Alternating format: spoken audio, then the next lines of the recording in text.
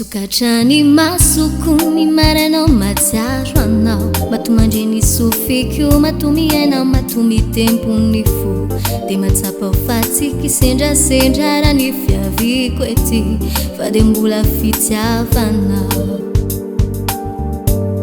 Vao misokatra ny masokony maranao matsiaro anao, matomandry ny sofiko, matomiainao, matomitempony fo. De tsaroko fatsiky sendrasendra raha ny fiaviko ety, fa de mbola fitiavanao. Eny mbola fitiavanao, nanoranao ny ainao amonjenanay misaotra riray. Eny mbola fitiavanao,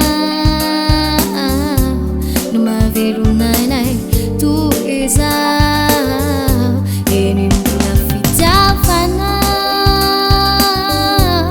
nanoranao ny ainao amonjenanay misaotra riray. Eny mbola fitiavanao,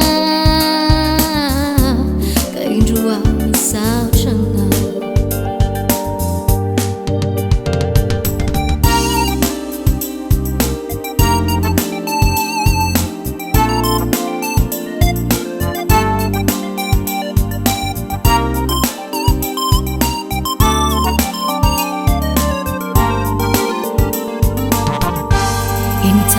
De tsaroko ray ny fahotana vitako, reo adalana ireo filany ireo laloto maningotrany fo. Kanefa izany rehetra izany tsy nasakananao tsy hamonjy ahy, satria tianao loatra.